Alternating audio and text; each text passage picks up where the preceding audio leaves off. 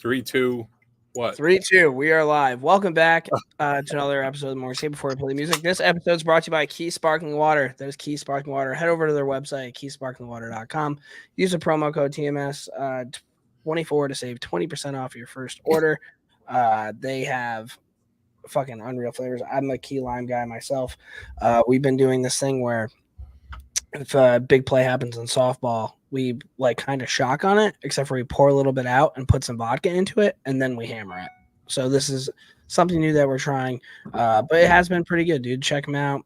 They're all around Saratoga. They're really starting to blow up. I know they're in Minnesota now, but keysparklingwater.com, promo code TMS24 saves you 20%. Thank you guys, and let's just play the music, man, because we have a little bit to talk about.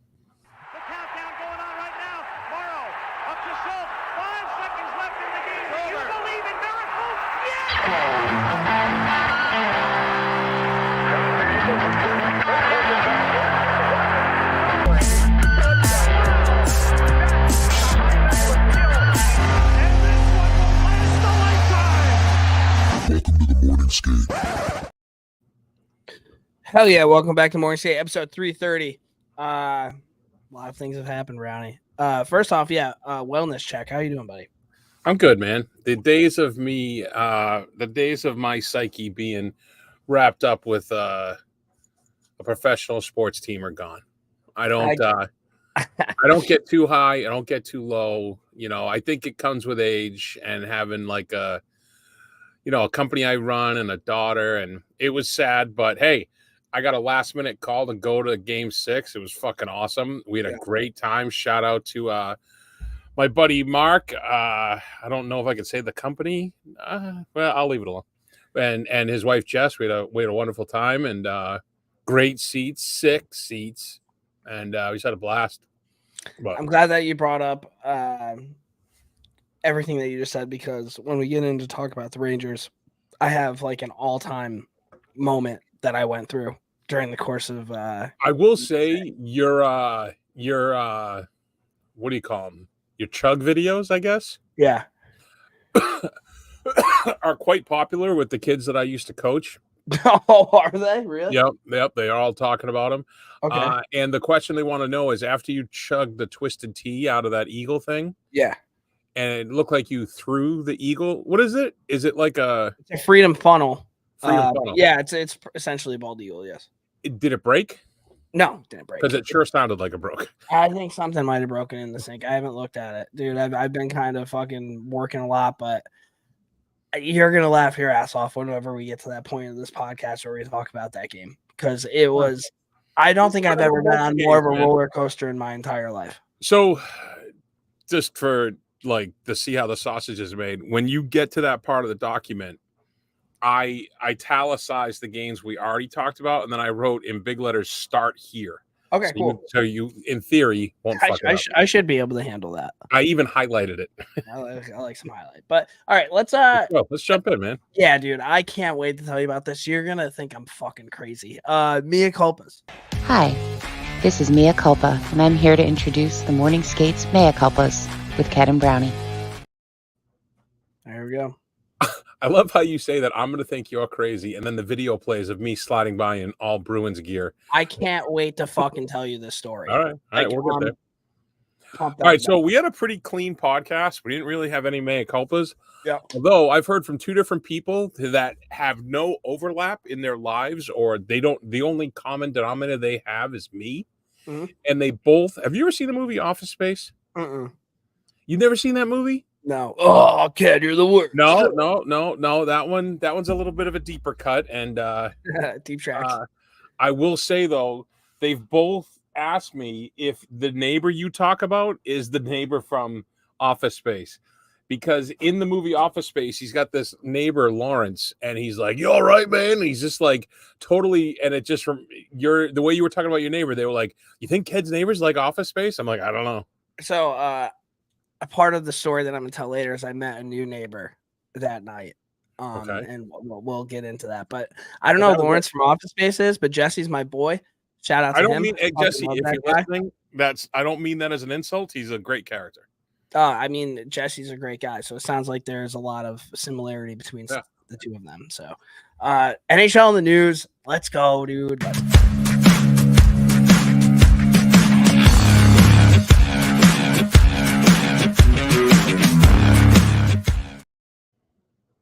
All right, NHL in the news time. PWHL 3 stars of the week. Maddie Rooney, goalie for Minnesota, 3 straight W's to reverse sweep Toronto. Shutouts in games 3 and 4, and then posted 964 in the deciding game. How do I know her? I know her. How do I know her? Maddie Rooney?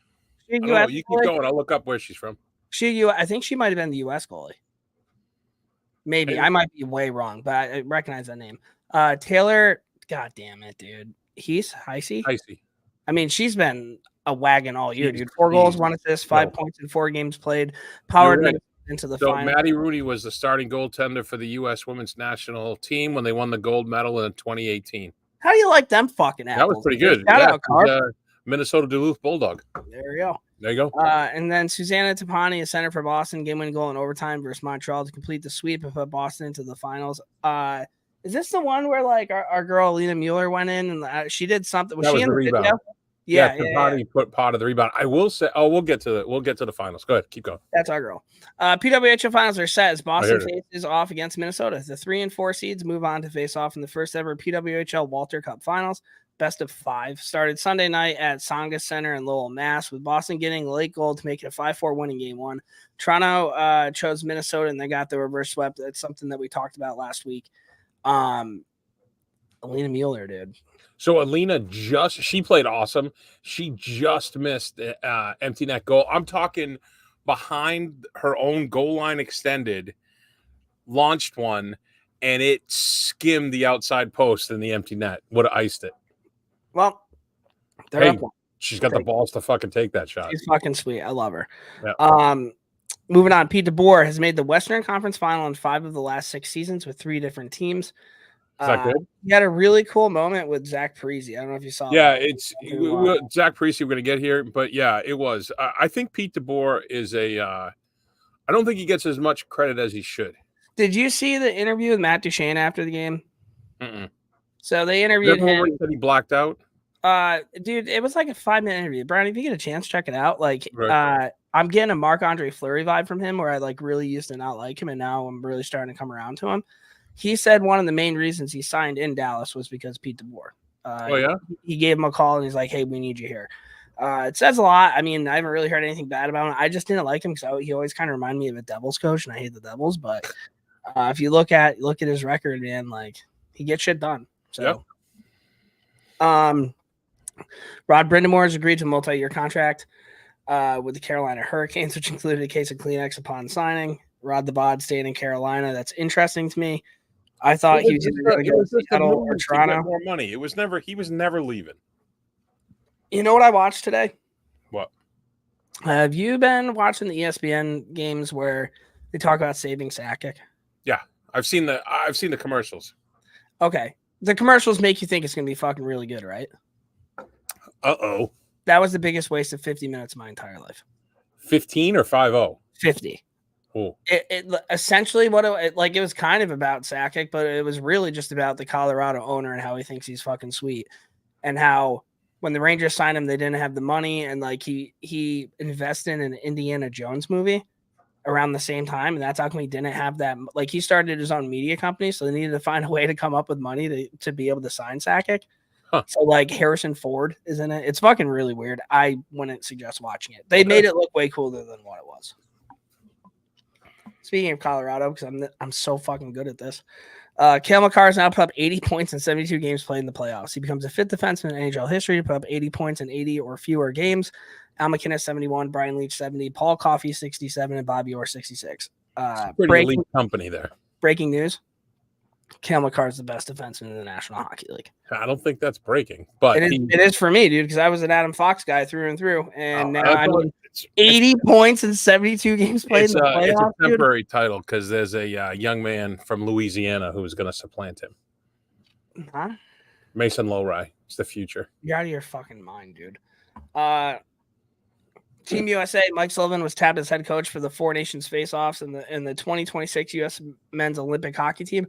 I'm excited to see this because I think he's just a product of Sidney Crosby. So we'll see what he can do. Yeah, we'll see what we can do with those guys. I think the Four Nations will be a bigger test for him than the Olympics. Yeah. Yeah. I think it's like, I mean, there's a lot of pressure, dude. Like, if he does Yeah. well, probably going to be the coach. If not, Yeah. see what happens. Sasha Barkov wins his second consecutive Patrice Bergeron, Frank Selke trophy. I like Did that. for you, buddy. Thank you. 10 minutes and 15 seconds. Long that took. Good for him. I mean, he's the most overrated, underrated player in the league. Yeah. I will say, watching the Florida Bruins series, he's a fucking load, man. And he as good as he is defensively, he's the full package. He's that good offensively too. Hopefully the Rangers have a plan. Speaking of the Rangers, I did it again. Chris Kreider was treated to a lawn full of hats upon his return as his neighbors stopped throwing eggs at his house and instead threw hats in honor of his 3-goal night. Fucking really cool. Yeah, it was neat. Although he even picking up the hats, he looked weird. Yeah, he's a weird dude. He's a weirdo, but I have more breaking news later. Calgary, after starting his NCAA career at BU, Ked favorite AJ Greer put in the work while playing in the NHL and graduated this past weekend. You guys remember, he's the biggest Boston Bruins fan ever to come out of Montreal until he's not on the Bruins. Then he's on, he grew up watching whatever other fucking team he played on. So, speaking of the Bruins, dude, I mean, this is unbelievable. The Bruins said, why are you why are we using these words? Because I thought you could read that. I can. I just don't really know what it means. It's suspicious. It means like not great and kind of like not a great thing to have, but it's noteworthy. The Bruins set a not a great thing to have, but noteworthy record this year in the playoffs when they were whistled for 7 too many men penalties, the most in NHL history. It's a tough look. Looks like you need a coaching change. Speaking of coaching change, oh my God. This is one of the best things I think Toronto's done. They signed Craig Berube, who immediately drops the core four to a bare knuckle brawl in his first meeting with the team. This is good. I will say this. Craig Berube is immediately the toughest guy in the room. 100%. And that's what you're going to need out of those guys. Mitch Marner is so scared right now. Mitch Marner. Well, Matthews isn't going anywhere, but Matthews is not his type. What movie is it where Will Ferrell, he's in and he goes, I'm so fucking scared right now. Like, that's Mitch Marner. That's a great meme, dude. Remind me to meme that tomorrow. All right. Mitch Marner, when he hears the news that Craig Berube is the head coach, I'm so fucking scared right now. It's unbelievable. My brain is just buzzing. Speaking of buzzing, PWHL awards. The league has announced some of the finals for the awards. More to come over the next week.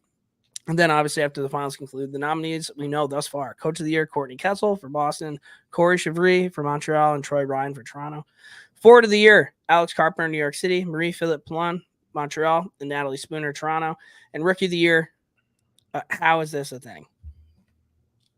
Oh, just read them. It's the first year of the fucking league. They're still rookies. Elma Maltese, they're all rookies. Yeah. Grace Zumwinkle, cool name, Minnesota, and Alina Mueller, Boston. So, well, no, they're like Hillary Knight's not a rookie to the pro game. Technically, they're a rookie to the PWHL. They should all be rookies. Fair enough. I'll give you that. But let's go, Alina. Let's get into some fucking playoff talk, guys. Western Conference East first, or you want to do the West first? We're gonna do West and then go to East. So Western Conference, Edmonton, Vancouver, they're tied 3-3 right now. They're playing right now, right? They are playing right now. JT Miller scored 33 seconds left in regulation to put Edmonton Game 5. Elimination. Game 5. Susie scored after suspension. McDavid held off the score sheet. That's insane. Like that's an accomplishment in itself. Yeah. And then Edmonton ran away with Game 6. They exploded for 4 unanswered goals in the second and the third. They ended up winning 5-1. Nugent Hopkins, a goal, 2 assists. McDavid, 3 assists. Bouchard and Draisaitl, 2 assists. Skinner was back in net and only saw 15 shots on goal, while Silvos posted an 8-15 save percentage on 27 shots on goal. Rick Taka has already said Demko will be unavailable for Game 7. Let me ask you this, because talking tonight, Game 7. This isn't. You didn't put this in here. What? They're Brock playing right Besser? now. Huh? Brock Besser, I believe. Oh yeah, Brock Besser, blood clots. I forgot. Blood clots, and he's out. He's out for the rest of the playoffs. That's a huge fucking loss for me. Well, listen. More important is that Brock Besser lives, because he could die from this, for his family and himself. And people forget that Chris Kreider had blood clots and had to have surgery on his ribs. They had to take out part of his ribs. We got his personality removed. Oh, no, listen, dude. No. I'm only kidding. I don't wish ill on any of these guys, but that's a scary thing. But I wonder if Tocchet's a good coach. He's a smart guy. If Demko's ready, Does he play him or does he just roll up this kid because he torpedoes it if Demko, right? It's the last game. I guess he would put in Demko if Demko is ready, right? I would put in Demko. Yeah. Yeah, game's on right now. See what ends happening. But they are going to be facing the Dallas Stars, who beat the Colorado Avalanche 4-2 series-wise. Called this at the beginning of the season. Colorado will never win another Stanley Cup with Alex Georgiev in that. Never going to happen. Colorado had the first lead of the series and hung on to the W in an elimination game in Game 5. McCarr had 2 goals. McKinnon had a goal and assist. He really, picked up the pace for Colorado. And then Matt Duchene got the game winner in second overtime. And the hockey gods approve as the goal was taken off the board for the softest goaltender interference call that Brownie's ever seen. I mean, do you agree with that? That was horrible. Who's on right now? Oh, you'll see. What do we got? Oh, Fink's on. All right. Hell yeah. Okay. Yeah, there he is. What's going on, buddy? Oh, boys. I got a call. Dude, every week there's just fucking new people going on, dude. I love it. What's up, Fink? How's it going, buddy? Sick jersey. Thanks, man. Had to show up. We got a lot of homers on this podcast. I had to join in the mix. Man. Thoughts and prayers to Brownie and the Bruins. Heck of a it. season, but just super excited when he reached out to me earlier today and was like, "Hey, I've had enough of this homer shit from Ked. He's still in the playoffs. I need somebody else in the mix." So here we are. Nick, for what it's worth, my bracket at the beginning was Dallas, New York in the final. So as of right now, I'm good. I think the only series I fucked up with is I had Toronto beating Boston. I'm sure you had Winnipeg too. I was going to say that was one that I got wrong. I expected Winnipeg to come out a lot stronger. I think we're all surprised a little bit from that, but then you saw how Colorado played Dallas there in the second round. Honestly, I was listening to Chicklets earlier. They said Vancouver Edmonton's been the most entertaining round, second round series. I have to disagree. I think we've just been lucky. Every single round has had a little bit of everything, and there was no shortage in the Dallas Colorado series, like you guys were talking about a little while ago. Cal McCarr, guy's unreal. It's just unreal to watch him play. McKinnon is so explosive when he comes out of the pocket and just throttles through the neutral zone. But here we are. 6 games later, we beat them. We're on to the Western Conference Finals once again, and we got fans in the stands. No 2020 bubble jinx going on for this one. So hopefully we can see the Rangers in the end. So I think it'll be a good series. I think Dallas is going to take it to whoever ends up winning this game tonight. My only fear as a Dallas Stars fan, and I think it's a reasonable fear, is you're not going to face a legitimate goaltender until you play somebody from the East. And that would be the only thing that would be if Demko comes back. He's not coming back, dude. Do we really think Vancouver's going to win tonight with Besser out of the lineup and McDavid? Oh, maybe. I mean, it's going to be tough. I do say I talked to Brownie a bit about this. If for some miraculous reason Demko does come back, he's obviously going to be rusty. I mean, you can't just throw to quote the Fast and Furious, you can't just throw him into the ring with the Incas and thinks he can box. Yeah. You know what I mean? He's just going to get he's going to get wrapped around. Codes, dude. Yeah.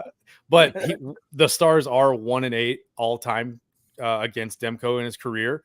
I swear to God, I think one of the guys from the Stars took Demko's girlfriend at one point, and so Demko just sees that victory green or that white, and he just fire. He comes out every time. He's like, I'm going to ruin everything about these guys. Dude, Fink, isn't it weird? Like, obviously we all had decent regular seasons, right, with our respective teams.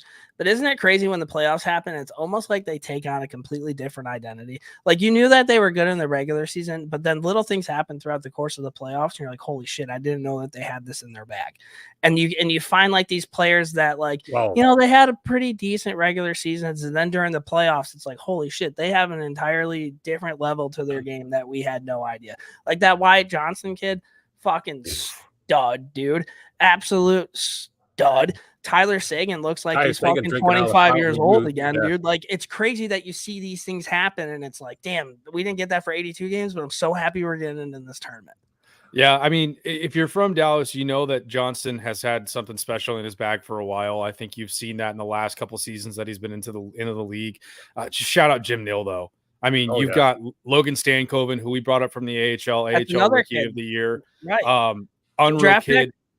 Yeah, draft pick. We talked about that I think we talked about that last week. Dallas, you look at their fucking roster, dude, the drafting that you guys have. It's all homegrown. Yeah. And then we got this kid, Liam Bischel, who's like the next Wi-Fi up in Montreal, in my opinion. He's big, he's strong, he's scary. He played with the Texas Stars and then went over to Sweden and played with a pro team there. His team got bumped, came back to Austin, played with the Texas Stars. Now he's up with the Black Aces. I mean, you look at Petrovic, he slotted in for Nils Lundqvist. Shout out Nils Lundqvist, Ranger great. Nice 4 minutes a game, dude. If the hockey gods are real, there's no way they're going to let that fucking idiot lift a cup. There ain't no way. I mean, honestly, though, look at Pete DeBoer and what he's done with him and see how strategic he is with him. I mean, he blew a play in the Vegas series, and Pete said, "You're done. Sit down." And then you've got Petrovic, who's been in the Stanley Cup playoffs before in his career because he's a journeyman. He's been around for a long time, but spent the entire season down in the AHL with the Texas Stars. What a huge pickup he's been in just that one game that we had, the series or the game clinching or series clinching game on game 6. I mean, Petrovic comes in, he's your bottom line defender, and he plays essentially lights out for a guy who hasn't played in the NHL all season. And then you say, "Hey, we need you to go in this series clinching game and play your best." No, he just goes, "Okay, cool, got it." And hopefully Nils Lundqvist sees that and sees that he's one, expendable, and two, that there is life out there for a guy like him. So it's been a fun series. Too, the other thing that's working out for you, Fink, is that you got Pavelski waking up a little bit. You got Sagan, like we talked about. And those guys, not so much like your young players, but those older guys, Jamie Benn, this little break, that's huge for them. Huge for them. Yeah. Yeah. We needed it so bad. I mean, you look at, the stats even already out there with the way they play him. He probably can some days. He's always been my number one guy that I said, if he can stay healthy, he's going to be the guy that takes us to the Stanley Cup. I mean, you look at last season, he was exhausted. I mean, the guy with Wedgwood getting hurt, we had a couple of AHL guys that we rotated through, but we never had a true backup outside of Wedgwood, and he was exhausted. I think the stat line was around 58 games played throughout the season. You see a steady drop off in productivity from goalies. We had that on that interview we talked about. It was almost like a clear line at 57, 58 games. Yep. And it just all his numbers went in the shitter. Yep, they drop off completely, and you look at him now; he's played extremely well. And the fact that he had that 5-goal game in Game 5, and then you look at his record before that was 9-1-1 in games after allowing 5 or more goals in a game, and then he went to 10-1-1 with that series clinching win. So, it's just been round 2 has been so much fun. I mean, even the Boston series was entertaining. There was a lot of drama. Bennett the Menace, making a name for himself as the biggest piece of shit in Florida when we all thought it was Matty Tkachuk. You just look at the way that Bobrovsky's played. That guy is sipping from the fountain of youth. It's like he seems to find that one little drink every single postseason. He just gets better and better. And he's in Pasternak's head. I'm convinced of it. Oh, 100%. It's unbelievable. And then you look at the Rangers series. It was so much fun. I know Ked was sweating bullets, shitting rocks. Like, I can't wait Carolina, like, they put up a hell of a fight, and shout out to them for re-signing Rod Brindamore, if you guys haven't mentioned that already. But that was a huge move for them. I think he has a team that believes in him, and I've never been a Canes fan. I've never once given 2 shits about him. God, I love Seth Jarvis so much as a human being. That guy is pure entertainment. I'll follow him wherever he goes. I don't care. He's been so much fun to watch. He's going to somebody's getting married in Finland. I forget who it was, but he's going to Finland for 2 weeks, and they asked Don Waddell about it, and they're like, "Yeah, the whole country of Finland's never met a Jarvis before." So I guess he's just like an absolute booze hound, which I love to hear. Like, you're right, he's an asset on any team. Yeah, for sure. I mean, it's the playoff hockey, boys. It's been so much fun to watch. You got to feel pretty good. Georgiev fucking stinks, but the Avalanche aren't. I mean, they're fucking tough to play against, dude. Yeah. And so if I were you, I'd be feeling pretty good. Are you going to be able to go to a game, you think, against that or the next round? Quite possibly. I wouldn't be surprised if you guys pop up on my Instagram stories and see me getting absolutely throttled at a playoff game for one reason or another. I want to +1. Yeah. Bang guys +1. Shout out Nick, Biz Nasty's best friend in the whole world. Only second to Bowie, the Seattle Kraken mascot. But no, I'd love to. The atmosphere is unreal. I know there were a couple of lists where they were saying like Dallas was pretty much on the bottom of playoff environments when it comes to the NHL playoffs. And, being from Dallas, born and raised, and being at a lot of those playoff games, I have to disagree. I mean, you just got to come see it for yourself. I will say this much though, and this is just a little bit of a gripe. Not a gripe, but maybe an observation, and maybe you guys can help me on this, and this is something we can talk about for a few seconds. Are sing-alongs becoming the wave of hockey games? In some cities, yeah. Boston with the halfway there. I think St. Louis. I don't think that's a Boston thing. I think if you throw in Bon Jovi in any rink, people are going to sing along with it. Yeah, I mean, Dallas does it. They did it like 3 times. Yeah, Dallas does Garth Brooks. I know Colorado does Blink-182 on their cup run. You know, Blink-182 came out, I think, to their celebration. But I love them. But at a certain point, like, I feel like it's kind of turning into the wave a little bit. Yeah. I mean, for the Disney Channel franchises, I would agree. For original 6, well, not all original 6, but like the Rangers, we're not going to do that, dude. We're going to play some Babbo O'Reilly, and then we're going to dial the fuck in. Yeah, so that's fair. I still Madison Square Garden #1 on the bucket list to see a game at, only because I've only been fortunate enough to see a game at TD Garden. So that was my #1, and then Madison Square Garden, and But I mean, maybe next year. Maybe next year we'll do a morning skate retreat to Midtown Manhattan. Please. God, we'd look like the biggest misfit pieces of shit walking around that city, and that's saying something. If the Rangers end up being very successful, and I have to go somewhere for something, I think I'm gonna hire a videographer for it. Which could be I got a guy. Yeah, we're already dialed on that. I might end up doing that, so we'll figure it out. Think you'd staying on for the rest, or you? Let's go. Hell yeah, dude! All right. I already gave them the 3 stars, all that stuff. We're ready, man. Perfect. All right, I'm ready to roll. Eastern Conference Finals. The Florida Panthers ended up being the Boston Bruins 4-2. Game 6, a bad non-call behind the Florida net led to a breakout with the game-winning goal scored less than 2 minutes to play in Boston. Florida advanced 2-1 with the crowd chanting Swayman as the team thanked the fans. Can I address something here? At the final horn, there was some iffy calls right throughout the whole series. That one, I think it was Charlie Coyle he was in a headlock behind the net with no call. And I get it, you can't make that call at that point, but they gave Florida a power play with 5 minutes left. So I was like, come on. The one where Montgomery challenged and Coyle was bumped into Swayman, and they ended up, I think Bennett ended up scoring. That was the craziest non-call I've ever seen. That was horrible. And then they stopped play for Bobrovsky when he made a shoulder save it was crazy. But what I will say this is I want to address this because we were at the game. I got a last-minute phone call to go to the game. At the final horn, there are fans that go to the game just to get buckled. There are fans that go to the game to be on the Jumbotron. And then there are fans that go to the game to watch and support the team. Right? I feel like those are general classifications. I think that's fair. When the final horn went, you want to boo the refs, fine. You want to boo the Panthers, fine. This team overachieved, and you shouldn't be booing the Bruins. To throw shit on the ice during the handshake line, you're a fucking donkey, and you shouldn't be at the game. So I saw kids running down to throw stuff. When I say kids, I mean 20s, 30s, whatever. Boston way. Throw shit on the ice, and then they left. The real fans are the ones that stood, gave the clap, and then they were the ones chanting Swayman. And he was all emotional. You could see him. He was doing the old the manly wipe one tear on the ice. So it was a tough loss, but I told you guys in the group chat like 3 weeks before the end of the regular season that I think you're looking at your cup champs right there, buddy. I hate to say it to you both because you're both going to have to face them, but Brownie, we will see. Yeah, we'll see. Yeah. What's the one thing you guys, if you could have added something to the group that you think would have helped, just one piece, what would it have been? One piece of the Bruins? Yeah. Sam Bennett. Yeah. You know, Bergeron from 6 years ago made a difference, you know? Yeah. I mean, they needed that one more scoring piece. I did a blog, and the list of guys that left the Bruins last year, including Bergeron and Krejci, and then the guys that Don Sweeney, who everybody calls a shitty GM, brought in for a combined just over $12 million is amazing.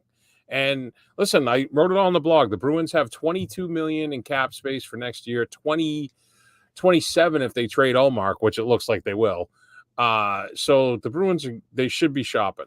And hopefully they're not going to be chasing signings. They're going to be making signings. The Noah Hannafin ones, maybe Don Sweeney now finally can just rub one out over Hannafin's fucking rookie card and get him out of his system. But yeah, I mean, I'm with you, Brownie. I think that was a fun season for the Bruins. I think coming off that record-setting year you guys had in the regular season last year, then the heartbreak in round one. I mean, I don't think anyone expected them to put up the fight that they did.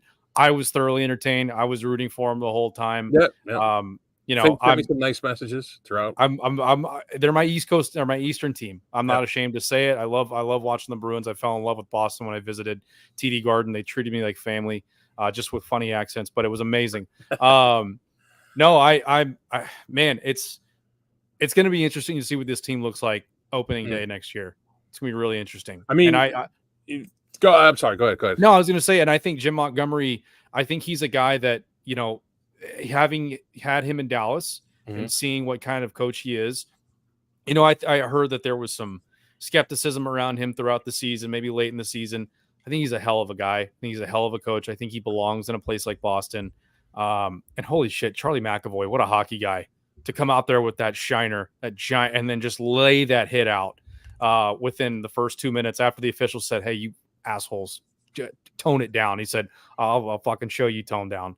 Love that answer. But yeah, it was a fun series. And there, you know. And I will say another thing too, with the loss of Krejci and Bergeron, it gave, and this is something that Bruce Cassidy got dinged for a little bit, is he wouldn't play the young guys. Montgomery had his hands tied a little bit with the cap constrictions, but Johnny Beecher, Mason Lowry, Jacob Lacko, all these guys came in, played significant minutes. Did I say Lowry? Played significant minutes. Justin Brazeau, they all contributed. And, you know, we'll see where it goes from here. And I'm telling you, this kid, Mason Lowry, fuck me, he's going to be one of the best defensemen in the league. I think he'll be pretty good. Yeah. So, there you go. All right, go ahead. All right, so take your pants off, get ready. The New York Rangers, they ended up being the Carolina Hurricanes 4-2 in an epic Game 6 game. So this is one where, I mean, there's a lot to talk about. They were trailing 3-1 going into the third. It should have been 3-2, but Jordan Martinook made an unbelievable stick save, like pucks on the line, got it out. Anybody but Ryan Lindgren, that puck probably goes in. He doesn't really have the scores touch. We don't need him to, but that was just classic. So I'm watching this, and I'm pretty down on myself. Like, we just lost 2 games. Going into the third, we're down 3-1. I'm like, I need food. So I left my apartment and I went to Bentley's, which is like this little bar next to my place, to pick up a chicken wrap. And I'm in my truck and I'm talking to myself out loud. And I'm saying, fuck Mika Zibanejad, fuck Chris Kreider, fuck this hockey team, fuck the New York Rangers. For 33 years, they have dictated my life. I've had relationships with girls where I'm supposed to go out on a date, and I'm like, I can't go because it's regular season game number 41 and the boys need me. I've done that my whole fucking life, dude. And I'm fucking going nuts, dude. I'm like, fuck this fucking team, dude. I'm screaming. Bentley's is a 2-minute drive. I talked the entire way there. I get my wrap. I come back home. I sit down. I'm like, fuck it. I'll keep the game on. Kreider scores. Makes it 3-2. And I'm like, classic Rangers. They're going to fucking get my hopes up. They're going to fucking stomp me down. Power play. I think Panarin took the shot. Kreider tip in 3-3. Now I'm on the edge of my seat, boys. Now I'm like, no fucking way this is happening. Like, what's going on? 4 minutes left. Brian Lindgren comes around the net, throws the puck in front. Chris Kreider for the natural hat trick in the third period. And guys, when I say I lost my fucking mind, I lost my fucking mind. Screaming as loud as I can at the TV. What time is it? Like third period, probably 9:30. 9:45. Yeah, 9:30, 10. Yeah. Screaming. Jesse upstairs already knows when I'm screaming what's going on, right? We end up winning. I'm like, holy fuck. It was one of those games where, like, you're always going to remember where you were and what you were doing when it happened. Like, to me, like, you guys know I'm not a Kreider guy. This cements him getting his jersey retired to me. Oh, like, if you look at how many goals he scored for the Rangers, which I think is fucking stupid, but you look at the shit that he did in that game, a natural hat trick to send them to the Eastern Conference Finals. It's pretty fucking cool, right? I make my little video, dude. I'm like, I didn't go to bed until like probably 1:30. I was so fucking jacked up. Probably about 10:30 at night. Knock on my door. I'm like, what the fuck? Go out there. Different neighbor.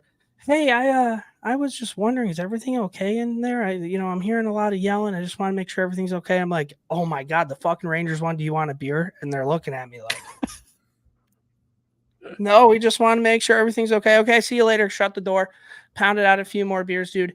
It was epic. It was fucking epic, dude. Chris Kreider put his balls on the table for the first time since an Ottawa series like 8 years ago. And it was unbelievable. Everybody showed up. Igor Shesterkin's not talked about enough. He played out of his fucking mind to even keep the boys in that game.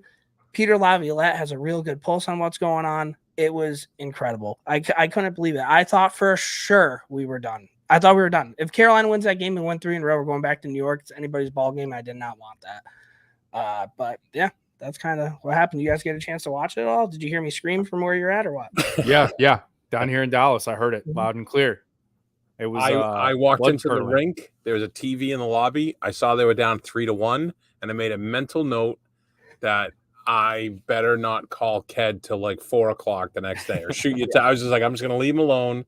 And then we were out in the parking lot having a few beers after the skate, and one of the guys goes, "Oh, I can't believe the fucking Rangers won." I was like, "Really?"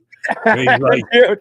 And he goes, I go, "Oh my God, I literally pulled my phone out of my pocket to text you right there." And he's looking at his phone. He goes, "Chris Kreider had a natural hat trick in the third." And I went, and I'm like, I don't want to fucking hear about Chris Kreider. Dude, it was so bad. I was so pissed off. There was a quote that Evgeny Kreider, BC, he's a BC guy, isn't he? BC guy. Of course he is. Kuznetsov made a quote after, I think, game 4 or 5, and he pretty much said, yeah, they're just 2 dogs and there's 1 bowl of food, and whoever wants it's going to get it. And he made that fucking quote. And one of the goals, I think Jarvis scored on the power play, and Mika Zibanejad was on him. And it was a battle of who wanted that puck more. And Jarvis ended up winning it. So I had that picture of Zibanejad getting skull fucked by Seth Jarvis with the quote of Kuznetsov ready to post as soon as that game was done. I was like, dude, the world's ending at this point. And I mean, dude, they played crazy. And Phil Hedl, he was in the third line, second power play in practice today. It looks like he's fully fucking healthy, ready to go. Rampy doesn't look like he's going to be in the lineup game 1, which kind of sucks. I'd rather have him out there and kind of set the tone to let those guys know, hey, I'll beat the fucking piss out of you. But I think that's it's going to be a battle, dude. It's going to be a fucking battle.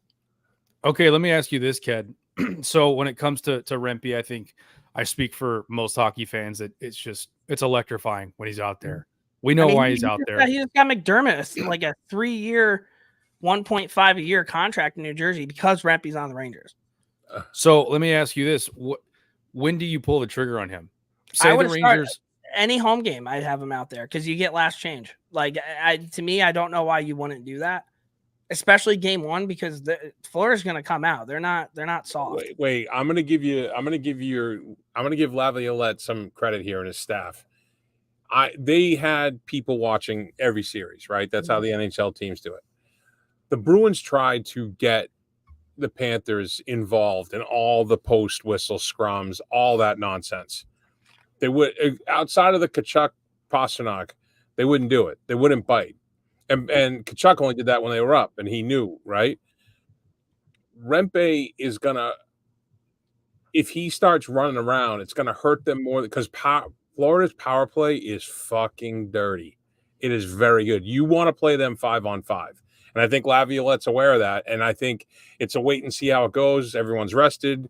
Florida just came off a tough series. I mean, that's a good point, especially when the refs are refereeing Rempe too. Like he gets not even being a homer. He's getting calls. Yeah, he's getting way more calls against him that don't need to be because he's 6'8" and he's like a puppy who doesn't know his strength yet. Don't worry, Trouble will try to steamroll somebody. He might kill himself in the process. There was a play in game 6 where he fucking went out of his way to fucking kill somebody. I'm like, okay, Troubs is still engaged. Like that made me feel a little bit good about that. Like he missed, but it was like him and Control have some good times. I just hope Lindgren makes it through the series. Brady a couple times. Yeah, so has he? Maybe there'll be a little bit of carryover. I don't know. It was unbelievable though, dude. I was so pumped. So let's just kind of get into it right now. Go to I think it's 0-0. Oh, is it 0? I think so. The Vancouver goalie, I guess, just made a fucking crazy save. Fink, what's that hat? This is the hat titled Dutch Down in Dallas. It's a Matt Duchesne. Touchdown or Dutch down? Dutch for Dutchy. They Oh, call him. But there's a popular song that a lot of people have been playing called "Dick Down in Dallas," and this is, I guess, the Dallas Stars caught wind of it, and they were like, "Oh, well, Matt Duchene's down in Dallas." So that's a a lot of pretty. Is he like riding a buck and bronco? Is Yeah. that what it is? That's a Yeah. nice hat. I like that. yeah. So it was a Stars made hat. Proceeds went to the Stars Foundation here in the DFW area. So they did this one in a cream color, but unfortunately they were all out of the cream color. So I look better in black anyway. There you go, buddy. Slimming, right? Yeah. Your head looks narrow. I don't know, man. I think if it's Vancouver, Dallas wins. I think if it's Edmonton, it's definitely a little bit because I mean, he's still Connor McDavid. Like, I had Dallas beating pretty much whoever. They're good. They're a really, really good fucking team. And if I'm the Rangers, you got to hope somebody gets hurt, which sounds fucked up. But Brock Boeser being out, Brock Besser being out is huge for tonight and for Dallas. I think the Edmonton's obviously a tougher matchup, but they're playing goalie roulette again. So who knows, right? No matter what happens, you have the best goalie in the Western Conference. So yeah, I will say this much. I disagree with you, Brownie. I think Edmonton's actually an easier matchup. Oh, really? And I know that sounds crazy to say because to me it comes down to depth. You look at Vancouver. Yeah. Vancouver has more depth. Now, obviously, this is pre Brock Besser incident and the blood clots and everything, which, kind of echo what you say. Hopefully they figure it out, take care of him because that's what matters most. But I look at Edmonton a lot the same way I look at Colorado. Suspect goaltending, very top heavy. I actually think Colorado was a tougher matchup with Nichushkin. Now, obviously, we knew what happened with him. Well, they were also missing Landeskog too all year. Taze. Big that hit. game that we bullied them around was Taze was out. Right. And to me, he was more of a loss than Nichushkin in that game because you could tell how. And don't get me wrong, it's very rare to see Makar struggling, but Makar without Taze is tough. It's like peanut butter without jelly and a PB&J. It's one of those things. I don't.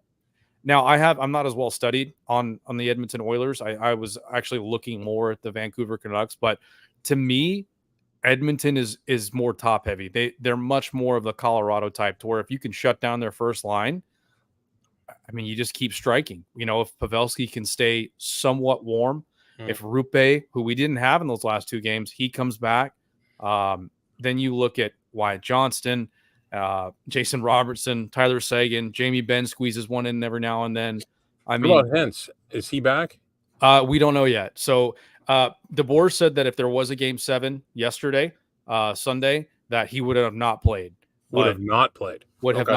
So did they say what's going on with him, or they just give upper body, lower body? I think it's an upper body. At the time, he took a shot, and they thought that it was a shot block that hurt him. But then you go back at the play, and you look, he got cross-checked in the back while he was leaned over on the ice. And so it could be a cracked rib. It's the playoffs. It takes something where you're on the brink of not being able to stand up to not go play. Oh, unless you're really, really sick. Like unless you're Austin Matthews. Yeah. So really, really, really sick. Really sick, Devin Tace. But I just think we match up well against both of these teams. Like I said earlier, I think it comes down to Demko if he's healthy or not. But yeah, Edmonton's goalies, like they just I don't. You look at the last time, and I know it's regular season to postseason. The last time the Dallas Stars played the Edmonton Oilers, we won 5-0, and this was at home for us, which we have home ice advantage throughout. So, well, I will say when they dialed in game 6. When they won 5-1, Skinner only faced like 15 shots. 15 shots. I mean, granted, he let one in out of the 15, which isn't great, but that's a team-wide commitment to defense. I will say, if Edmonton ends up being the matchup, the Evander Kane, Jamie Benn dynamic might be pretty fun to watch. Who else has a grit like stamp on them besides Jamie Benn? On the Dallas Stars, like who Mason Marchment, old baby blue eyes, and he threw some big hits there in the series, previous and the second series. Actually, Suter played pretty good too this last series. And you know what? That's something I hate to say it, and I'm sure everybody does. Hate to say it more than me. Everybody does, and the reason that we know that is because we haven't heard his name.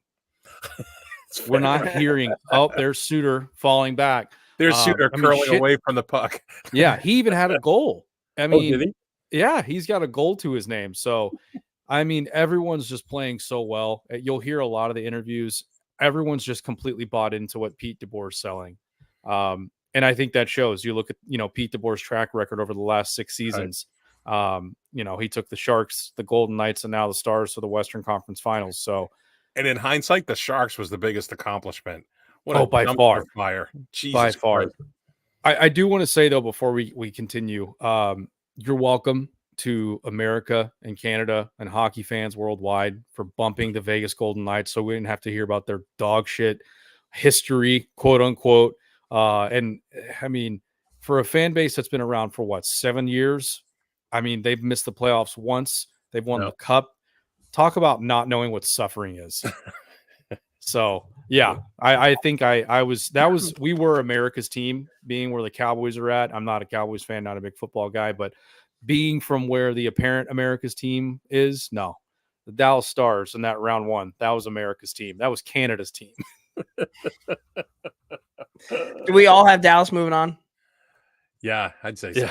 Which is crazy because we don't even know who they're playing. Unless McDavid says, well, I'm going to show you this other level that I've been holding back. Yeah, which is another level. Yeah, very probable. All right, and then we got Florida and the Rangers. Vinny Trocheck's comeback tour. He took down Carolina. Now time to take down Florida.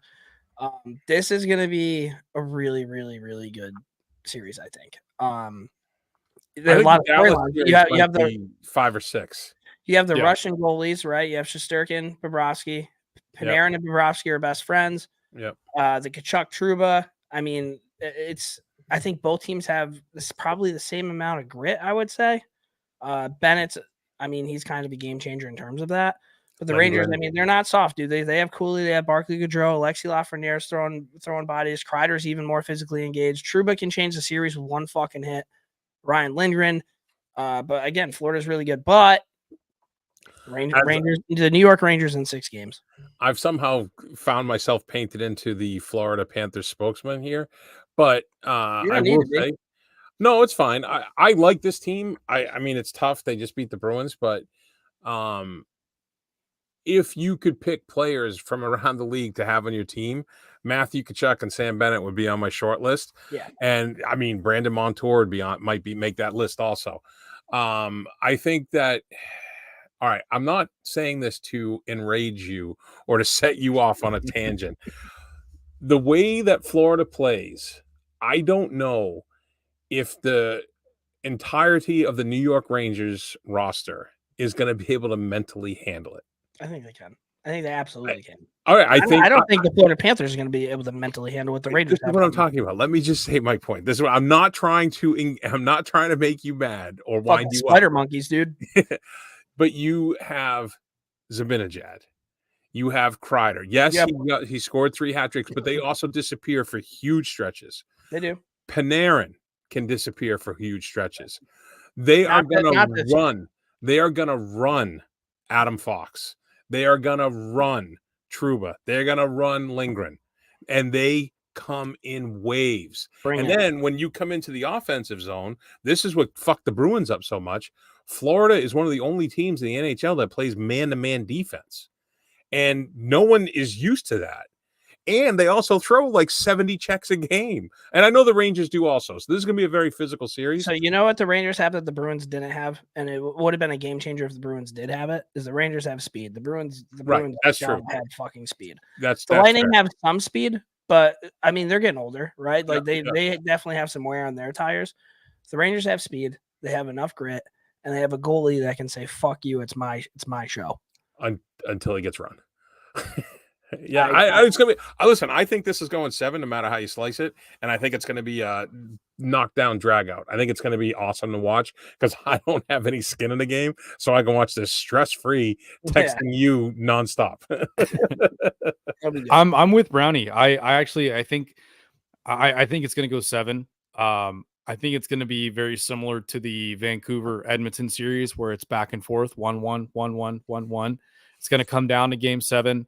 I think it also comes down to who stays healthy.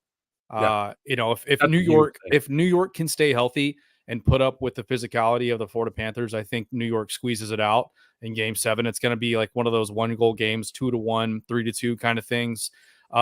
If Florida on the opposite end of the spectrum can get inside of the Rangers' head somehow, even if it's just one guy, and infect that guy's head, I think the Panthers might surprise some people and have a legitimate shot. I think it's going to be one of the best series of all the playoffs until the Stars win the Cup in the finals. But I'm excited for it. I'm with you, Brownie, to a degree. I get to sit back and kind of enjoy it a little bit to distract myself from my own series that I have to watch. So, but yeah, it's going to be fun. I think obviously, Ked, you want it to be over in 5 or 6. You want the Rangers to go on, get a little rest, but 4 would be nice. 4, wouldn't that be ideal? But 3 I think, and a forfeit, is that what he's rooting for? They don't have anybody left to play, but I think it would. I think it'd be best for the league too to go 7. I think you're gonna get a lot more people watching. For me, being here in the Central Standard Time Zone, I love it because the game started at a reasonable hour. I don't get that luxury because we played West Coast teams, Mountain Time, and I'm screwed regardless, and you guys are too when it comes to the Dallas and whoever they play, because it's either Edmonton, who's an hour ahead, or Vancouver, who's 2 hours. And so I could possibly have games starting at 9:45 at night for you guys 10:45. But yeah, it's not fun when your hometown team is starting at 10:45. Oh, and we got the Mavs playing in the Western Conference Finals, which is cool for the city. Again, I'm distracted, but I mean, we're run ragged here in Dallas in the best way possible. Let me ask you this, Fink. With the physicality in the East this year versus the West in the playoffs, the hits, like there was one Vancouver Edmonton game where I think they combined for less than 40 hits, where the Bruins and Panthers were having 40 a period per team almost. It's crazy. Is there any concern with if you guys make it to the Cup final? I mean, you won't give a shit. You're in the Cup final. But is there any concern of like, holy shit, this is a whole different level? No, and I'm glad you asked that. I actually looked at this earlier. I posted something about this in the Vegas series because it was something that, we're not a heavy hitting team. We hit when we need to, but let me see if I can find it here because it was the Stars ranked second to last in the league in regular season hits given at 17.8 per game. And this was early in the playoffs, April 24th. They had 24 in the first period against Vegas. Okay, so it's one of those things where I think DeBoer with his system says, hey guys, we don't need to hit, we're too deep for this. Go in, pucks on net, play both ways, control the neutral zone. You'll be fine. But if he looks and he sees, all right, my guys are getting dummied around, he gives Ben the look and says, go.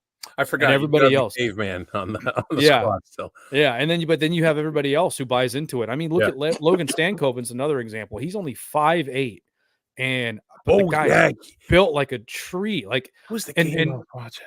DeBoer, they asked him, they said, do you ever worry whenever Stankoven gets hit? Because you got guys that are 6'4", 6'5", 6'6", going up against Stankoven, who's 5'8", he's getting demolished. And DeBoer said, the percentage of the amount that I worry about this kid is 0 because he bounces up immediately. The guy's a firecracker. There was a game I was watching. They were talking about the height and the weight disparity between him, and they're like, oh, he's not afraid to stick his head in, and literally like 2 seconds later he laid someone out, whistled for interference. I was like, oh, I like this kid.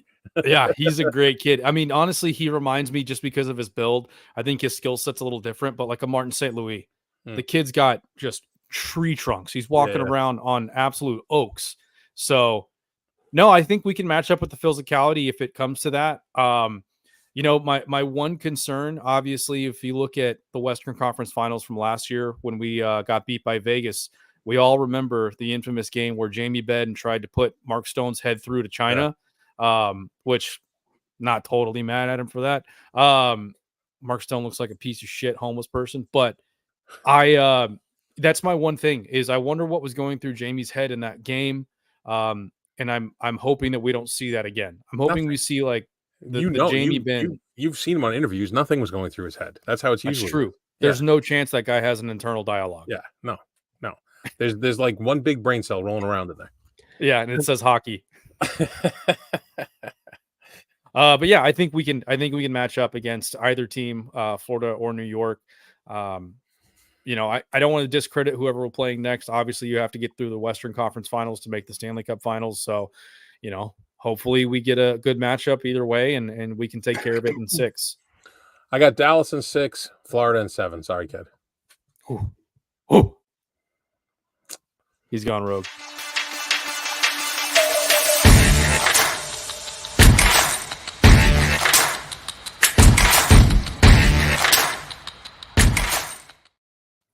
Went right to dump and change with no. What a time! What timing! Let's go for it.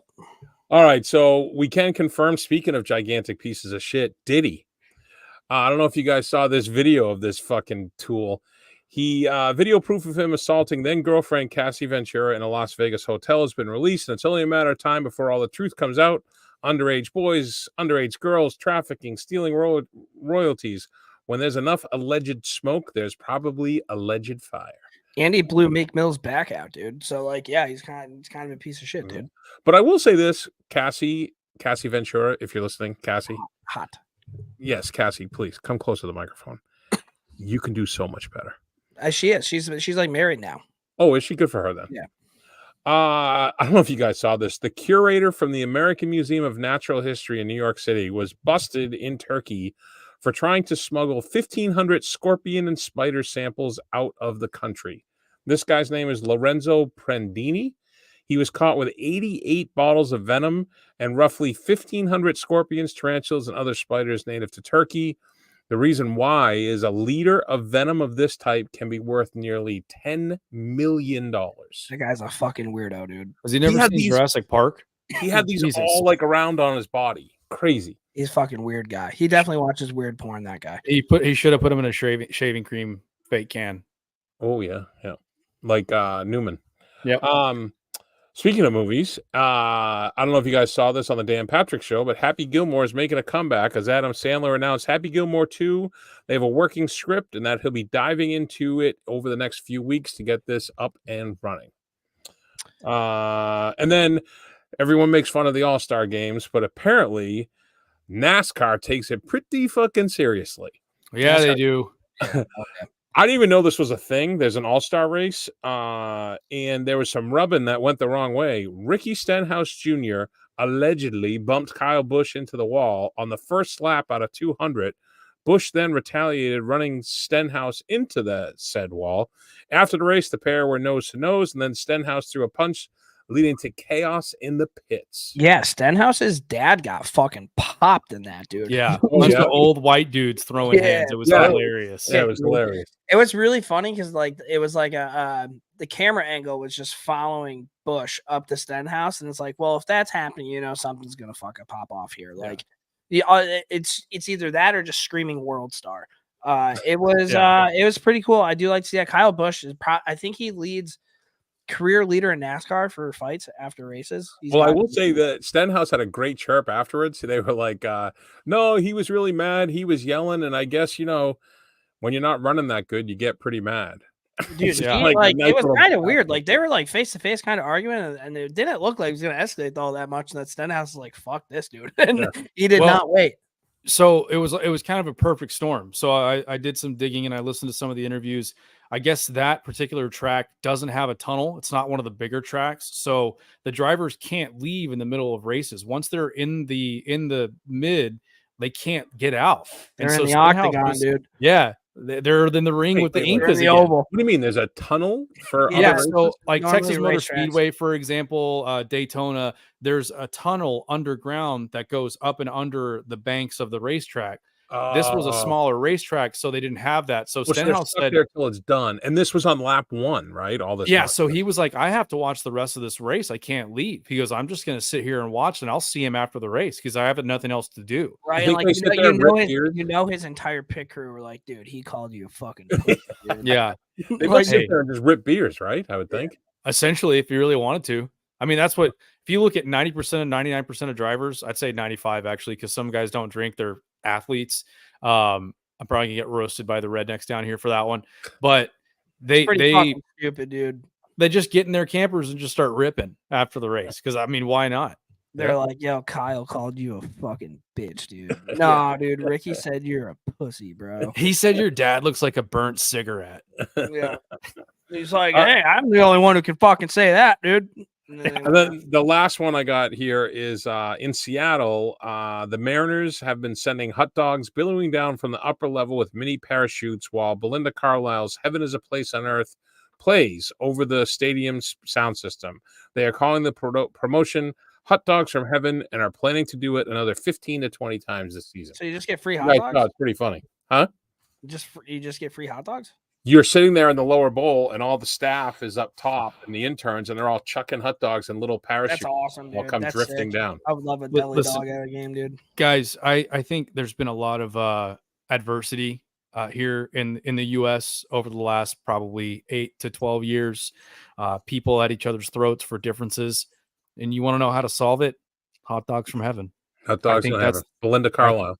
Yeah, you play that song over and on everyone's cell phones and just start dropping hot dogs out of Air Force One or it'd be funny if they did them C-130s. Everywhere.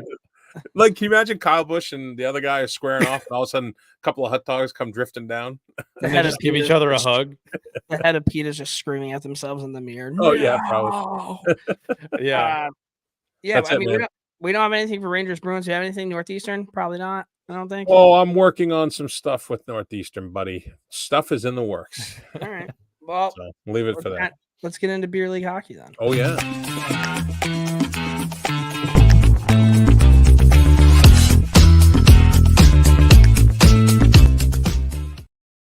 That cone's a menace. All right, beer league hockey, dude. All right, so you remember how to do it with 3 of us? I'm gonna figure it out. So, yeah, Brownie, you go first. Tell me what's going on, dude. I skated last week. Good skate. Fucking like an hour and 25 with 3D. So it was good. Good to get out there, shake off the rust a little bit, get ready for the trip to the Great White North. All right. That's all I had for beer league, really. What about Fink? Fink, you probably skated like 15 times, right? Yeah, twice last week. Skated yesterday. Me and the boys down here trying to come back. We got our annual Guns and Hoses tournament coming up June 21st, the 23rd here at all the local Star Centers. So pretty excited about that. And it's a little not bittersweet, more it's special for me. One of my closest friends that really taught me how to play.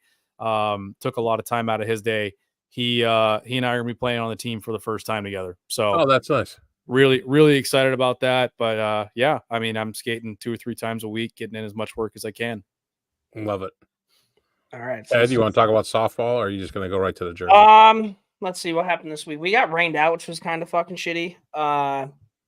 Then the other game, we've been mercying everybody, dude. And we're not even playing our best. It's kind of crazy. I don't know if like the talent of the league left or whatever, but every team we play on, they just get on the tracks and we just fucking send them packing. So it's been pretty good. This week, Wednesday, Key Sparkling Water is bringing a videographer to the field, and I'll be mic'd up at short. So that should be pretty funny. I'm just going to be fucking ripping everybody the whole game. But yeah, that's kind of that's one of the nuts while you're mic'd up. I probably will. Well, it's gonna suck, dude. It's gonna be a whole lot of is the inning over and me running off the field because the Rangers game 1 is on Wednesday. So, Stanley Cup, I'm not making it. I already told them. Let's see here. Can you make that bigger or no? What's up? Can you make that bigger? That's what she said. I tried, dude. I don't really know how to exactly do that. That's about all I got though. Is that Doctor Strange? No, dude. It's fucking Shooter McGavin. You mentioned earlier. I can't see it. Yeah, you got Brownie squinting. That's unfair. How about that? Is that better? Hey, oh yes, he's got all the finger guns up. Yeah, nice. Dude, that's probably nice with the Happy Gilmore thing. Yeah, that I was gonna mention that earlier. So Beauty Uni, superior quality jerseys, complete hockey uniforms, bag and apparel, custom logos and designs. Don't look away, look the part. Look the part. These jerseys are pretty fucking cool, dude. They have the Shooter McGavin here, and then when you go to their Shooters tour. Oh, that's nice. I like those colors too, how it fades in like a sunset. Mm-hmm. Yeah. Very nice. They are pretty fucking cool, dude. I like it. I think it's appropriate because what happened with that one golfer who ended up like getting the guy who got arrested and then released. Scotty Scheffler. Yeah. I mean, these are perfect summer jerseys too because of golf season. Do you know where this team is from? Do they give you the info? No. Augusta, Georgia. Seriously? I just made that up, dude. Isn't that where they play golf? Sick. Yeah, that's where they play the Masters. Yep. No. All right, so I gotta beer say, league- unis, they don't miss. They have not missed on one. no, they're fucking really like in their quality, dude. Yeah. Like I The love how colors, they're the like logos. they're textured. Like, do you see like Yeah, those? I like that. dots? Yeah. Well, it looks like a golf ball. Yeah. Yeah. Oh, I didn't even. Yeah. Plus come 2 on, is dude. 4. A plus Brownie. Brownie with all right. subtleties. The beer league debate this week, guys. Oh yeah. Special teams in beer league. Hmm. Do you run a power play? Do you run a penalty kill? And if you do, when do you do it? Who wants to start this? I think penalty kill. I don't care who goes out there. Power play. I'm running a power play anytime we get a fucking power play. Unless we're up like 8-1, then I don't give a shit. But like, I know we're supposed to have fun. I know everybody pays the same. I totally get all that shit. But I'm also there to win, dude. And if I'm putting out guys who may not be the best caliber players for 2 minutes, because they're not getting off the fucking ice, I have a problem with that. But that's kind of what I have. And it's always like awkward because every beer league team I've ever played on, that's not like designated thing. So it's always just kind of like a weird thing, especially like the better players on the bench are like, do we take these guys off now? Like what do we even do here? But this is something I wanted to bring up because I don't really know what to do about it. All right, let me. I think it's situational. I think it's situational. Tight game, 100%. But like, dude, I would even do it at the beginning of the game. Tight game. I'm stacking the PK. Mhm. I mean, we're close enough with the guys that we skate with down here where it's like, hey, look, you're dog shit. You can't skate backwards. You can't even wiggle backwards. Like we're stay off. You'll get your time after it. But if it's on the power play, that might be one of those guys only to score. If there's 2 minutes left to go in the game and we're killing, I'm sending out the guys who actually block shots. 2 minutes left to go in a power play, I'm sending out my best players. I think I'm doing that power play. I'm okay with doing that all the time, unless you're up huge. But I know people get pissed about it. So I lean more towards Fink. I get enraged when there's someone on the PK that shouldn't be on the PK. I get so mad. And I'm like, get him off the ice. And I'm new to this team-ish, but this year I've been yelling for guys to change. Like, get off. I feel like PK, all they have to do is just shoot the fuck down. Like, it's not that difficult to do such a thing. You would think. But like, you know what also might have to do with this, though, is I feel like when it goes to PK, obviously you only have 2 forwards. And I feel like no matter what team I've always played on, one of those forwards is going to be good. And I feel better about that. Yeah. Yeah, but I mean, if there's a guy who's slow or a guy who he's not going to make that clear every time, he shouldn't be on the PK. And I think going into like a playoff game, you should have your list of pairs in your head as one of the captains and be like, yeah, that guy ain't on it. When you guys play, do you run like 2 forward lines or 3 forward lines normally in like a perfect world? In the tournament that we're coming up in, I'm doing 3.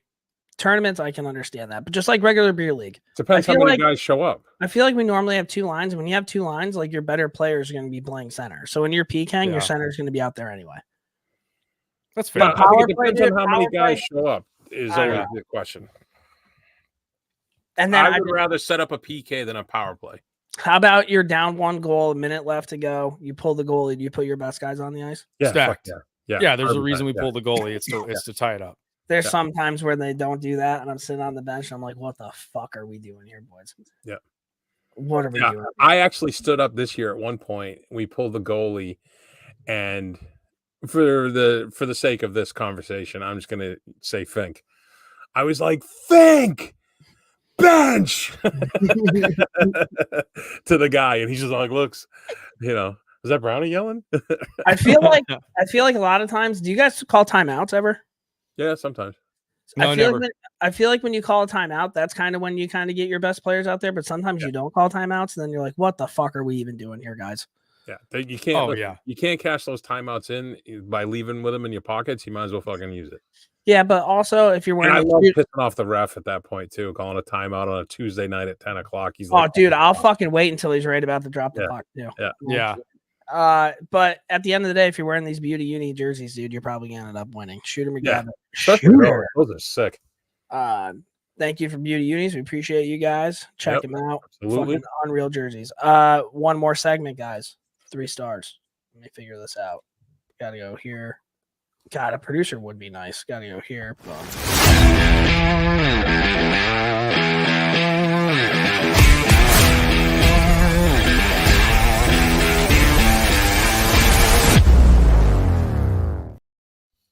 All right, 3 Hey, stars. before I guys. forget, I forgot to do this last week, and I want to give a shout out. My hero of the week. I've been working for this couple, Brad and Karen, and Brad is from Montreal. And when the Bruins were playing the Leafs, he was basically like, "I'm hoping for an earthquake." So I told him I would mention that because I love when people that like when I first met him, he's from Montreal. I'm like, "Ooh, that's a tough one." He's like, "You think it's tough? I live here." So yeah, it was funny. He's a good guy.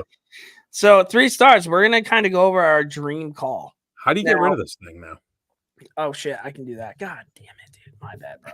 Let me try to figure this out really quick. I think that'll work better. Nice, look at that. All right, our dream calls. Brownie, you're gonna have to help me with this. What are they called? I know I have an in between the glass guy. A play-by-play, a color commentator, Okay. and in between the benches, behind the glass, whatever. All right. So has ESPN just have a play by play and then Ray Ferraro's in between the glass and doing color at the same time? Yeah, basically, he's doing. Yeah. Okay. That's why he talks so fucking much. All right. For my play by play guy. Wait a minute. Are we supposed to do 3 of each? No, and I specifically told you we're only doing 1. Oh, all right. Go ahead. You guys go. I have to look up I have to make my new team then. Play by play. I think I really like that Forsling guy. Is that his name? The guy, the Seattle Kraken announcer? Sounds familiar. Yeah. I think you're right. I like that guy. I know Sean McDonough's getting some pub. Albert. Who's probably the biggest play by play guy right now? Ooh, right now? I mean, just because of the news, probably Jack Edwards. Biggest or best? Well, like the one that they're running with. It used to be Doc, right? Like, do we have a front runner here? I think it would be Sean McDonough. Yeah. Okay. Well, I'm picking the other guy. Kenny. So yeah, you're picking Kenny Albert. No. You know what, dude? I do. Kenny Albert loves the Rangers, dude. Fuck it, Kenny Albert. His dad does the Raiders local call. It's hilarious. He just rolls out of the casino and goes down the road. Pedigree of play-by-play, dude. Yeah, I guess. Got the voice. I'm gonna go Kenny Albert. Experience, Rangers guy. That's my pick. All right. Well, I am going for play-by-play. I have a whole list here, but I'm gonna. If I had to just pick one, I'm going peak Jack Edwards. Well, you can't put him on TV in peak. Yeah. He would get canceled pretty quick, probably. But it'd be fun to watch. It would be fun. All right, well then I'll give you my backup. Then would be Fred Cusick, who is the voice of the Bruins for me growing up. He was awesome. Okay. Awesome. Okay. For me, I mean, I gotta go with Doc Emmerich. Or I don't know if we were doing active or not. Okay. But no, anyway. I mean, the amount of times that I played Chell with the boys and you hear the ring 10 bells. I mean, dude, that just you can't talk about hockey over the last 25, 30 years and not talk about Doc Emmerich. He was unreal. Well, if we're not going active, I'm changing it. Go ahead. Gary Thorne. Yeah. Gary Thorne was on my honorable mentions. Fucking day, dude. Gary Thorne will be my play-by-play. Now, my color guy, I'm going to go kind of off the board a little bit, but not really. I'm going way off the board, buddy. Darren Pang. I fucking love Darren Pang. Anytime that guy's on TV, dude, he just seems like a cool dude. He knows his shit. He doesn't seem like he favorites You're picking him for color commentator as opposed to in between the benches. Because I have an in between the benches. Oh, okay. That would be, yeah. I love Panger. My color commentator, I have a whole list here, but the one I'm going to choose, because I'll save the others for my honorable mention if I just have to go with one, going Grapes, going Don Cherry. Oh, wow. Dude, I saw a video of him today on Instagram of all the names that he fucked up throughout the course of his years, dude. They are so fucking funny. Just keeps going. There was like one was Kuznetsov. He's like, he's like Kuznetsov. And he goes, yeah, same fucking thing. Yeah, it just doesn't. Who cares? Who cares? Yeah. I'm sure you guys have seen it, but for those that are listening or listen, if you haven't seen the Don Cherry, I guess, bio docu-series or whatever they made with guy that plays Shorzy. Oh no! Cherry Keystone? Oh my god, it's so good. Where do you watch that? Is that YouTube? I'll find Probably out. on It might Hulu. be Shoot Amazon me a Prime. text. Shoot me a Amazon text. Prime. No, it's Amazon Prime. Both Remember what both it's of called? them. It's it's a two-parter, and they're each like 2 hours long, and it's so good. You know what I'm falling asleep to tonight? Cool. And he does such a great job. Damn, where is it? Well, who was your pick, Fink? Movie. For me, mine. Keep your head up, kid. The Don Cherry story. Okay. Yeah. For me, my color is I'm a hometown kid, but I mean, if you've heard this guy, he's done it for the Coyotes. Rest in peace. It's Daryl Razor Ray, ex goalie, and this is just here's a reason why. I'm just gonna read off a couple of things that he said on the mic in the middle of games. Like a fighting Kazakhstanian scorpion. Double penetration when Jordy Ben and Jamie Ben played together. Double penetration. That's great. That was You've been sitting on that one for weeks. oh my god. He's screaming these. It's not just very subtle. That was a full frontal lobotomy, like poop through a diarrhea infected goose. And my personal favorite, sometimes you just have to pee in the sink. This guy, just go look up Daryl Razor Ray highlight or commentary highlights on YouTube. There's like a 12-minute video. I don't know where he comes up with this stuff, but it's nonstop. He does it every game. So that's my guy. That's a good one. Okay. I like that. My in between the glass, dude. To watch a world burn, I'm bringing back Pierre Maguire. Well, I got a good. You know what? I'm glad you brought him up because I got a good one for you.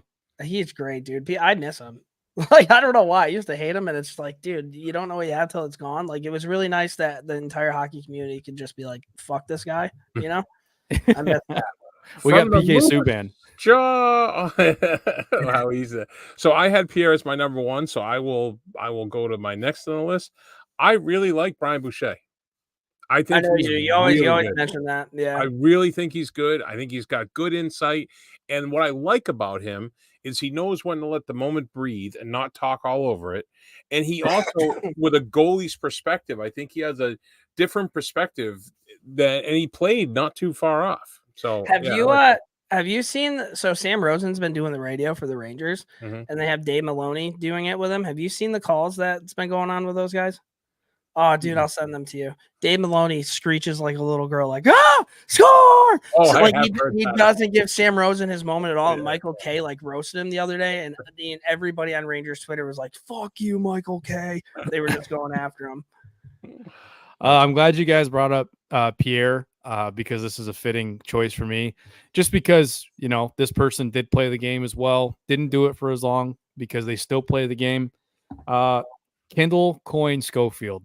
Oh, yeah. She's good. She's good at it. And I'm glad that you guys brought up Pierre because I was doing some research and I'm sure you guys remember the controversy with Pierre and Kendall when they were in there. And he goes, now this team's going to be shooting on the left side and this team's going to be shooting on the right. And everyone was like, you piece of shit. She knows how to fucking play hockey. She's better than you ever were and you ever will be. That's just Pierre being Pierre, dude. Hell just yeah. Classic Pierre. So Kendall is in the finals for the PWHL for mini. Yeah, I'm around out there. I'm going for Boston. I'm Alexi, a DJ guy, ex-captain. But yeah, the trade did great things for her because now she's in the finals. Also, I don't know if you guys some feelers out for Kendall Coyne Schofield to come on the old podcast. That'd be awesome. And I'm sure you probably mentioned it. I went before I switched and tuned on. Kessel declaring for the draft. Yeah, I didn't mention that, but yeah, I saw that today. Yeah.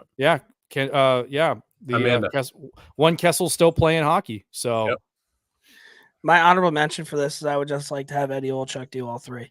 Oh, fuck you. That was directly at me. Right now, Hal's like yelling up in Maine. Fuck you, Ked.